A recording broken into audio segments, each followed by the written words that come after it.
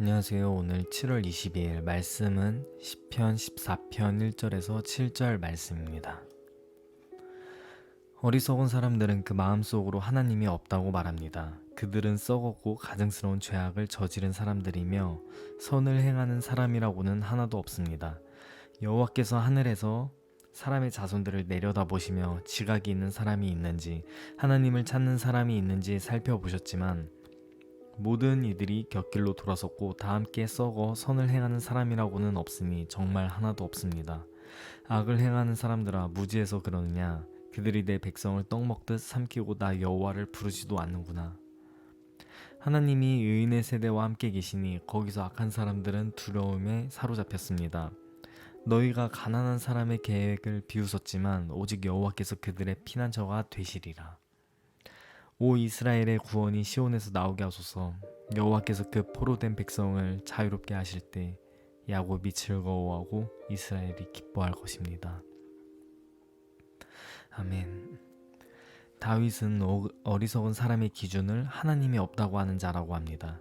하나님이 없다고 믿는 사람들은 자신들의 심판할 신에 대해 부인하기 때문에 그 행동들이 죄악을 저지르는데 더 가까울 수밖에 없습니다. 2절에 지각이 있는 사람과 하나님을 찾는 사람이 있는지 찾으신다는 것으로 보아 지각, 즉 하나님을 인지하게 되면 하나님을 찾게 됩니다. 하지만 모두가 하나님을 찾게 되는 것은 아닙니다.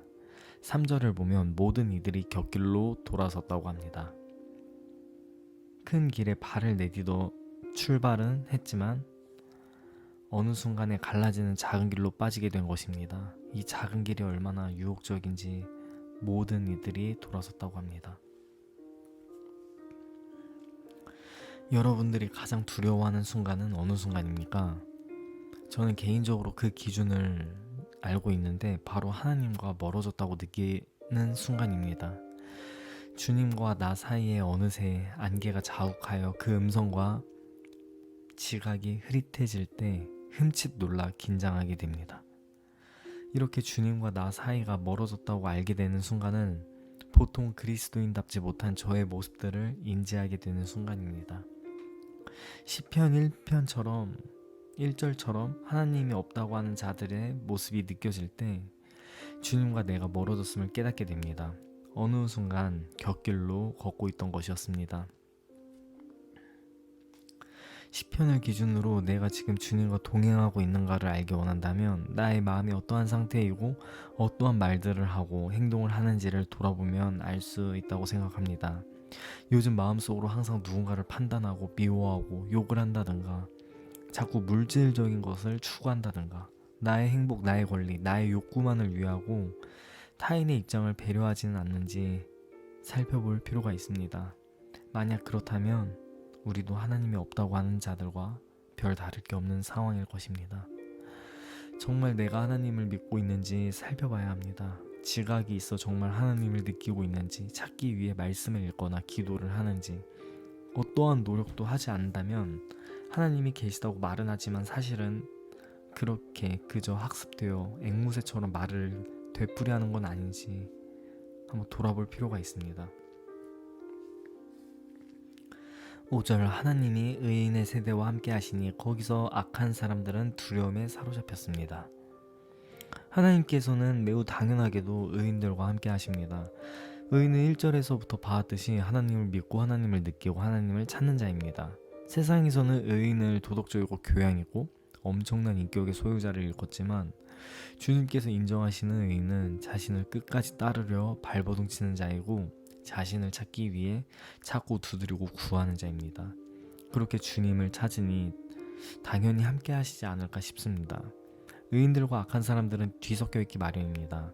거기서 악한 사람들은 의인들에게 나타나는 하나님을 보고 두려움에 사로잡힙니다. 빛이 있으되 어둠이 물러나니라. 6절 너희가 가난한 사람들의 계획을 비웃었지만 오직 여호와께서 그들의 피난처가 되시리라.